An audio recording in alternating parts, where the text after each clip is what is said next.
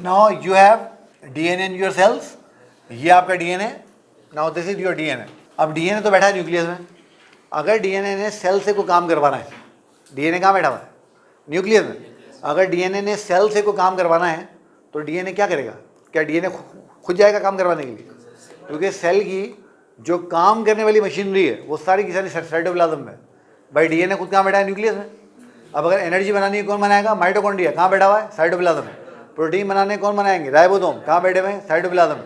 चीज़ें पैक करवानी है कौन पैक करवाएगा? गोल्गी बॉडी, कहाँ बैठे हुए हैं? साइटोप्लाज्म में। कोई चीज़ डाइजेस्ट करनी है कौन करेगा? लाइसोसोम, कहाँ बैठे हुए हैं? साइटोप्लाज्म। तो जितने भी काम करने हैं, तो जो काम करने वाली मशीनरी है वो सारी की सारी कहाँ बैठी हुई है? साइटोप्लाज्म। और ये जो है बादशाह सलामत खुद कहाँ बैठे हुए हैं? न्यूक्लियस में। तो अब अगर इसने न्यूक्लियस अपना सेल से को काम करवाना है साइटोप्लाज्म से, क्या खुद जाएगा काम करवाने? नहीं जाएगा ना, लॉजिकल नहीं। अब अगर ध्यान समझें कि ये जो डीएनए है ये अपना एक मैसेज दे देता है, बना देता है, और वो मैसेज ये बनाता है किसकी फॉर्म में?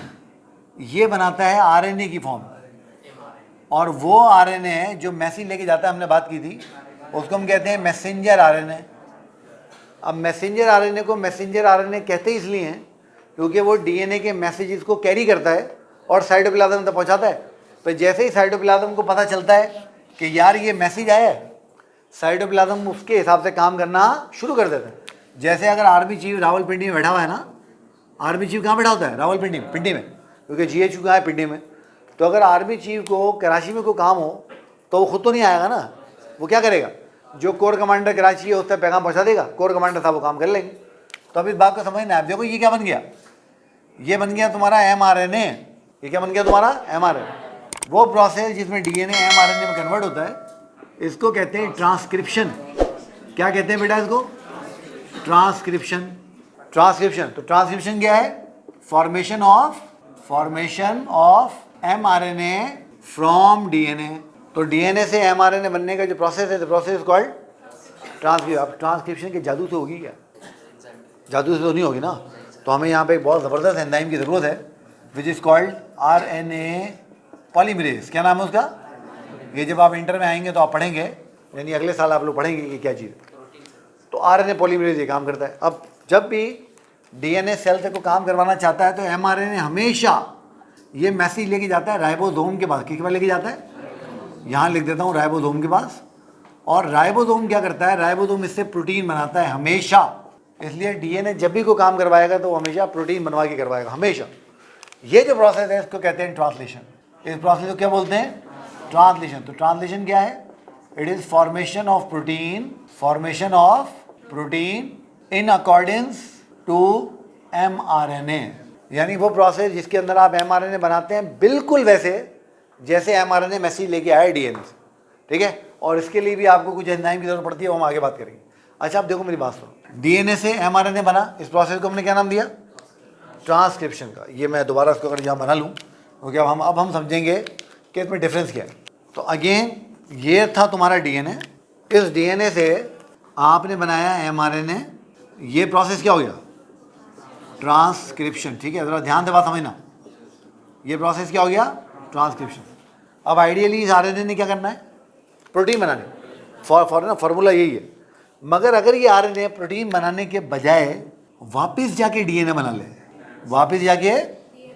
बना ले, तो ट्रांसक्रिप्शन का प्रोसेस उलट हो गया, नहीं हो गया? उलट गया ना। ट्रांसक्रिप्शन का प्रोसेस रिवर्स हो गया। इसीलिए the process is called reverse transcription. इसीलिए इस प्रोसेस को क्या नाम दिया जाता है? Reverse transcription. तो it is formation of DNA from mRNA. ये याद रखना, एमआरएनए से बनेगा। अगेन वही बात, जादू से तो नहीं बनेगा ना, तो हमें यहाँ कोई एंजाइम चाहिए होगा जो ये काम करे। तो वो एंजाइम जो ये काम करता है, जो इतना ज़बरदस्त काम है, उसको हम कहते हैं रिवर्स ट्रांसक्रिप्टेज, यानी रिवर्स ट्रांसक्रिप्शन करवाने वाला। तो रिवर्स ट्रांसक्रिप्टेज एंजाइम ये काम करवाता है। अब तो मेरी बात सुनो, जब मैंने एमआरएनए से डीएनए बनाया, वापस, तो मैंने प्रोसेस को आगे चलाया या मैं इसको पीछे ले गया? वापस पीछे ले गया ना, क्योंकि आगे चलता तो क्या होता है? डीएनए से एमआरएनए बनता है, एमआरएनए से प्रोटीन बन जाता। मगर यहाँ पे क्या हुआ, डीएनए से एमआरएनए बना, मगर उस एमआरएनए से वापस प्रोटीन बनने के बजाय वापस क्या बन गया, डीएनए। तो ये प्रोसेस पीछे की तरफ आ गया। याद कर लो, साइंस में बैक के लिए, पीछे के लिए लफ्ज होता है रीट्रो। क्या लफ्ज होता है? रीट्रो का मतलब होता है बैकवर्ड, पीछे की तरफ आना। रीट्रो का मतलब क्या होता है? बैकवर्ड, यानी पीछे की तरफ आना।